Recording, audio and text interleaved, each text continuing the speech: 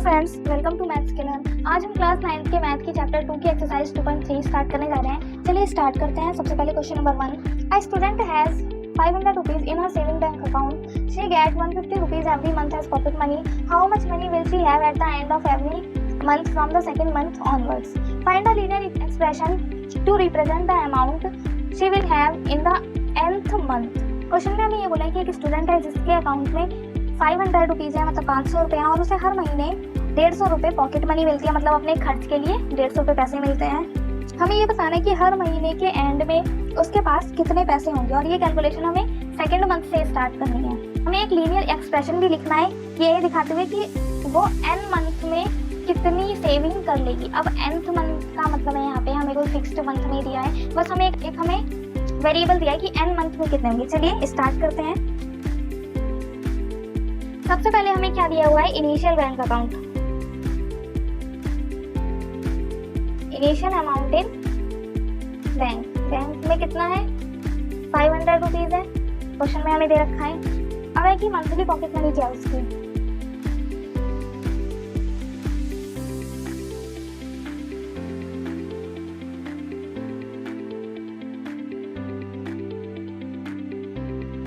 अब हम month wise उसकी कैलकुलेशन करेंगे कि हर मंथ के एंड में उसके पास कितनी सेविंग होगी। पहले देखते हैं हम सेकेंड मंथ। अब देखिए, पहले उसके अकाउंट में 500 रुपीज थे, ठीक है। अब सेकेंड मंथ मतलब 2 महीनों की हो गई उसके पास पॉकेट मनी, तो 2 को हम 150 से मल्टीप्लाई करेंगे, कैलकुलेट करेंगे, तो यहाँ पे आपका आंसर आएगा 800। इसी तरीके से थर्ड मंथ देखिए, 500 तो थे ही उसके अकाउंट में। अब यहाँ पे 2 की जगह हम 3 लिख देंगे क्योंकि हम 3 मंथ्स का कैलकुलेट कर रहे हैं, तो आपकी कैलकुलेशन हो जाएगी 950। इसी तरीके से हम फोर्थ मंथ का देख लेते हैं। 500 हमारा सेम रहेगा, 3 की जगह हमारा 4 आ जाएगा, ₹1100 एंड सो ऑन, मतलब जैसे जैसे मंथ का नंबर बढ़ता जाएगा। ये फोर्थ मंथ है, फिफ्थ मंथ होगा तो यहाँ पे फिफ्थ आ जाएगा, इसी तरीके से चलता रहेगा। अब हमने माना कि let the amount in the nth month, हमने मान लिया कि जो n मंथ है, ठीक है, उसमें उसके पास स्टूडेंट के पास जो अमाउंट है वो an है, ठीक है, हमने ऐसा मान लिया। तो अब an कैसे फाइंड आउट करेंगे हम। देखिए, हमने जो भी निकाला है, हमने क्या किया है, पहले हमने अकाउंट का बैलेंस लिया है, ठीक है, 500। अब हमने यहाँ पे नंबर ऑफ मंथ लिखा है, जैसे यहाँ पे फोर्थ मंथ है तो यहाँ पे 4 आया और ब्रैकेट में हमारा 150। इसी तरीके से यहाँ पे n है हमारा मंथ का नंबर, तो हम बाहर n रखेंगे और अंदर रखेंगे हम 150, ठीक है। अगर हम इसे आगे सॉल्व करें तो हमारा हो जाएगा ये 500 प्लस 150n, और यही हमारा एक्सप्रेशन है जो हमें क्वेश्चन में पूछा गया है। तो इसे हम फाइनल आंसर की तरह लिख देंगे, thus the required linear expression is, यही हमारा फाइनल लीनियर एक्सप्रेशन हो जाएगा। वेरिएबल हम पहले लिखते हैं तो इसे यहाँ रिप्लेस कर देंगे और 500 हमारा पीछे आ जाएगा। क्वेश्चन नंबर 1 हमारा कंप्लीट होता है। चलिए देखते हैं क्वेश्चन नंबर 2। क्वेश्चन नंबर 2 है हमारा, a rally starts with 120 members each hour, 9 members drop out of the group, how many members will remain after 1, 2, 3 hours? Find a linear expression to represent the number of members at the end of the nth hour. Question number 2 में हमसे बोला गया कि एक rally जो है 120 लोगों के साथ शुरू होती है, मतलब एक रैली शुरू होती है तब उसमें 120 लोग होते हैं और हर घंटे 9 मेंबर्स उस ग्रुप से अलग होते जाते हैं, मतलब हटते जाते हैं, कम होते जाते हैं। तो how many members will remain after 1, 2, 3 hours, मतलब पहले, दूसरा, तीसरे घंटे में कितने लोग अलग हो जाएंगे, हमें ये बताना है। और दूसरी बात, हमें एक लीनियर एक्सप्रेशन भी लिखना है इसके लिए जो n मंथ को रिप्रेजेंट करे, मतलब n मंथ में कितने लोग अलग हुए, इस चीज को रिप्रेजेंट करने के लिए हमें एक्सप्रेशन भी लिखना है। स्टार्ट करते हैं क्वेश्चन नंबर 2। सबसे पहले हम लिखेंगे इनिशियल मेंबर कितने थे, मतलब स्टार्टिंग में कितने मेंबर थे हमारे पास। Initial members 120। उसके बाद मेंबर्स लीविंग ईच आवर, मतलब हर घंटे कितने मेंबर जो थे ग्रुप को छोड़ रहे थे।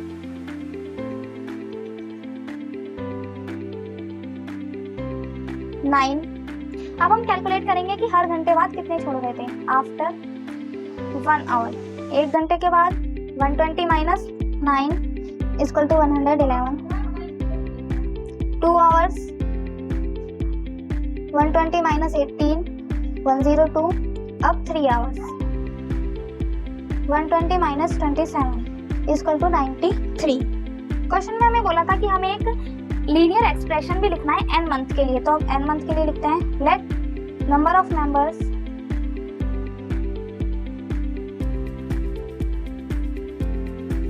After n hours. हमने मान लिया कि n आवर्स के बाद मतलब n घंटों के बाद जो नंबर ऑफ मेंबर थे वो m-n थे, ठीक है। अब mn की वैल्यू हो गई 120 माइनस 9n। 9 यहाँ पे n कैसे आया देखिए, जैसे इधर देखिए हमने जब 2 आवर्स का देखा तो हमने 9 को 2 से मल्टीप्लाई किया था, 3 आवर्स का देखा तो 9 को 3 से मल्टीप्लाई किया था। सेम यहाँ पे जब हम n मंथ की बात करेंगे तो 9 को हम n से मल्टीप्लाई करेंगे और यही हमारा फाइनल एक्सप्रेशन है। Thus required linear expression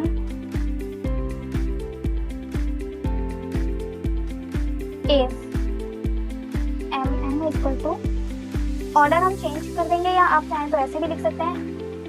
अगर आप ऐसे लिखेंगे तो ये सेम रहेगा और अगर आप इनका ऑर्डर चेंज करेंगे, वेरिएबल पहले लिखते हैं तो आप माइनस 9n लिखेंगे, उसके बाद प्लस 120 लिखेंगे। आप चाहे कैसे भी लिख सकते हैं, दोनों ही सिचुएशन में आपका आंसर सही है। क्वेश्चन नंबर 3 देखते हैं अब। क्वेश्चन नंबर 3 है हमारा, suppose the length of a rectangle is 13 centimetre, find the area if the breadth is 12 centimetre and 10 centimetre 8 centimetre, find the linear pattern representing the area of the rectangle.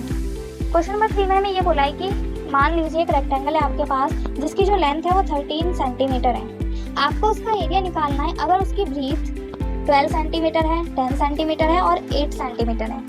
उसके बाद हमें एक linear pattern भी बताना है जो कि area जो है उसे रिप्रेजेंट करेगा। चलिए क्वेश्चन करते हैं। सबसे पहले हम क्या करेंगे, हमें जो क्वेश्चन में 3 दिए हुए हैं मतलब 12 सेंटीमीटर, 10 सेंटीमीटर और 8 सेंटीमीटर, इन तीनों ब्रेथ को लेकर हम पहले रेक्टेंगल का एरिया निकालेंगे, ठीक है। चलिए स्टार्ट करते हैं।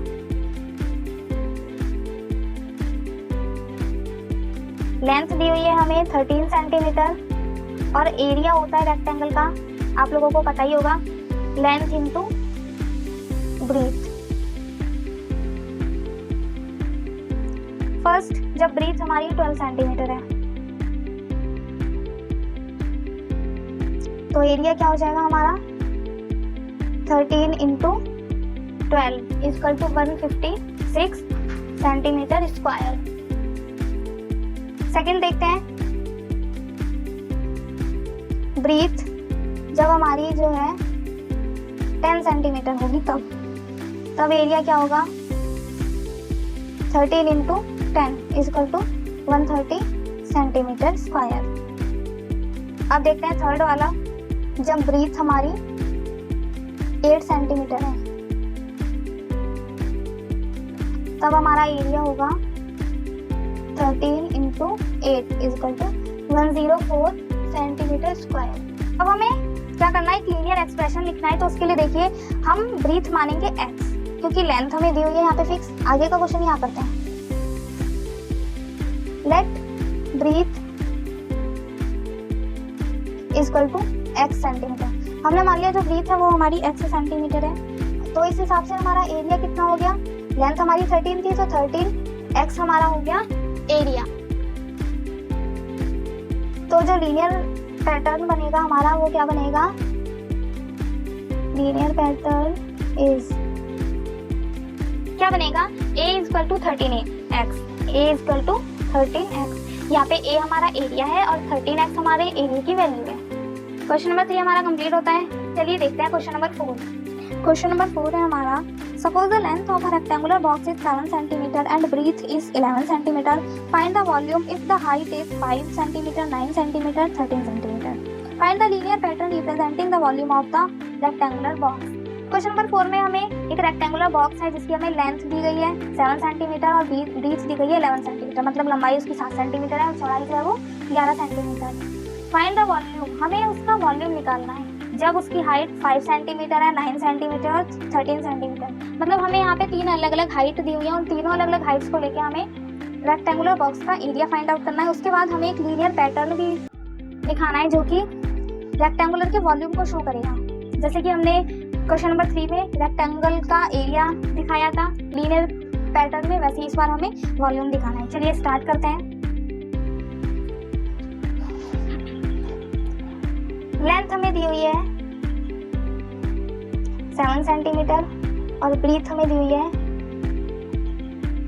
11 सेंटीमीटर।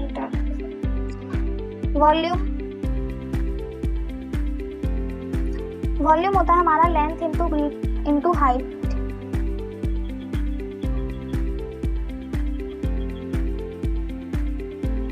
जब रेक्टेंगल में हम हाइट भी ऐड कर देते हैं तो वो हमारा रेक्टेंगल नहीं रहता, वो हमारा क्यूबॉइड बन जाता है। 7 into 11 into h equal to 77h। अब फर्स्ट जब हमारी हाइट जो है वो 5 सेंटीमीटर है, वॉल्यूम निकालेंगे 77 into 5 equal to 385 centimetre cube. यहाँ पे क्यूब आएगा क्योंकि वॉल्यूम जो होता है वो हमारा हमेशा क्यूब में निकलता है, कभी भी स्क्वायर या नॉर्मल जो हमारी यूनिट होती है वो नहीं होता।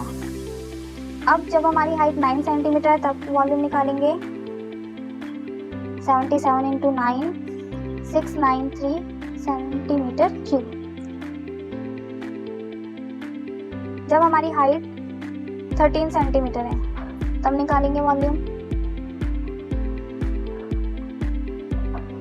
77 into 13 equal to 1001 centimetre cube. ये तो थे तीनों क्वेश्चन, मतलब कि जब हाइट 5 सेंटीमीटर हो, हाइट 9 सेंटीमीटर हो, हाइट 13 सेंटीमीटर हो तब वॉल्यूम क्या होगा। अब हम लेंगे हाइट h, या करते हैं आगे का question. Let height equal to h centimetre. हमने मान ली कि हाइट जो है हमारी h सेंटीमीटर है, तो वॉल्यूम क्या हो जाएगा, सीधा सीधा 77h हो जाएगा। 77h कैसे, देखिए हमने स्टार्टिंग में यहाँ पहले ही निकाल लिया था। जब हमारी हाइट h है तो यहाँ पे वॉल्यूम क्या आएगा, तो हम इसे यहाँ डायरेक्ट 77h लिख देंगे और यही हमारा फाइनल आंसर है। मतलब जो लीनियर पैटर्न हमें बताना था वो यही है।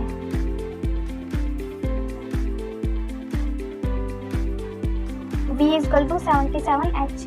V हमारा वॉल्यूम का रिप्रेजेंट कर रहा है जो कि हमारा 77h है। क्वेश्चन नंबर 4 कंप्लीट होता है। चलिए देखते हैं इस एक्सरसाइज का last question, question number 5। Question number 5, Sarita is reading a book of 500 pages. She reads 20 pages every day. How many pages will be left after 15 days? Express this as a linear pattern.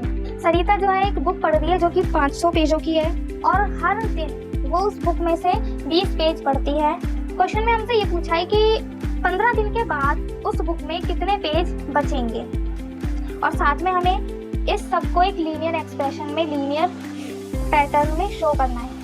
पहले हम क्या करेंगे, हम find out करेंगे कि 15 दिन बाद कितने पेज उस बुक में बचेंगे, फिर हम n की हेल्प लेकर इसे एक लीनियर इक्वेशन बनाएंगे, सॉरी लीनियर एक्सप्रेशन बनाएंगे। चलिए स्टार्ट करते हैं।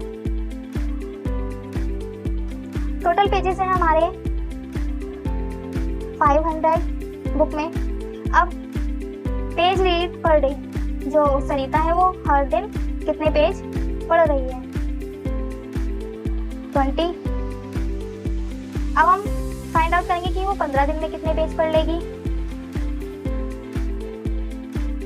जब एक दिन में 20 पढ़ रही है तो 15 दिन का निकालने के लिए हम 20 को 15 से मल्टीप्लाई करेंगे, आंसर होगा हमारा 300। मतलब 15 दिनों में वो 300 पेजेस जो है पढ़ लेगी। तो 15 दिन बाद कितने पेजेस बच जाएंगे हमारे पास, 500 में से हमने 300 को माइनस कर दिया, मतलब 200 पेजेस हमारे पास बच जाएंगे। अब इसी को हम लीनियर एक्सप्रेशन कैसे बनाएंगे, देखिए जब भी हम लीनियर एक्सप्रेशन बनाना होता है तो हम क्या करते हैं, हम कोई वेरिएबल लेते हैं। वेरिएबल मीन्स अल्फाबेटिकल कोई वैल्यू लेते हैं, कुछ भी x y z a b c कुछ भी ले सकते हैं आप। मैं यहाँ पे n ले रही हूँ। अब हम n मानेंगे किसको, हमें ये भी जानना बहुत ज़रूरी है। तो देखिए हम यहाँ पे आंसर में क्या निकाल रहे हैं, हम यहाँ पे आंसर में पेजेस की वैल्यू निकाल रहे हैं। ठीक है, हमने यही तो फाइंड आउट किया कि पहले उसने एक दिन में कितने पेज रीड करे, 15 दिन में कितने रीड करे। तो पैटर्न दिखाने के लिए हम हमेशा उस वैल्यू को लेते हैं जो चेंज हो रही होती है। मतलब नंबर ऑफ पेजेस यहाँ पे चेंज हो रहे हैं, टोटल पेजेस हमारे फिक्स है और नंबर ऑफ पेजेस चेंज हो रहे हैं हर दिन, 20 वो घटते जा रहे हैं। चलिए, let pages left after n days हमने यहाँ पे माना कि n डे के बाद pn बचेंगे पेज। क्वेश्चन में हमें ये फाइंड आउट करना बहुत जरूरी है कि हमें वेरिएबल किस चीज का लेना है। तो pn क्या होगा हमारा, 500 में से हम 20n की वैल्यू माइनस कर देंगे। अब 20n की वैल्यू माइनस क्यों करेंगे ये भी देखिए, ये 500 था हमारा टोटल पेजेस। अब हम माइनस कैसे कर रहे हैं, क्योंकि हर दिन उसने 20 पेज पढ़े हैं लड़की ने, सरिता ने, तो 20 हमारा फिक्स रहेगा। n यहाँ पे नंबर ऑफ डेज आ जाएगा, जैसे अगर 2 डेज में तो n की जगह 2 मल्टीप्लाई में आएगा, n अगर 3 डेज के लिए तो n की जगह हमारा 3 आ जाएगा। इस तरीके से वैल्यू निकालेंगे हम। सो जो फाइनल आंसर है हमारा, फाइनल जो एक्सप्रेशन है वो हमारा यही होगा। So linear pattern is pn is equal to 500 minus 20n। तो ये क्वेश्चन नंबर 5 था और साथ ही इसी के साथ हमारी एक्सरसाइज खत्म होती है। आई होप आपको अच्छे से समझ आया होगा। अगली वीडियो में हम इस चैप्टर की नेक्स्ट एक्सरसाइज करेंगे। तब तक के लिए bye bye, take care, have a good day.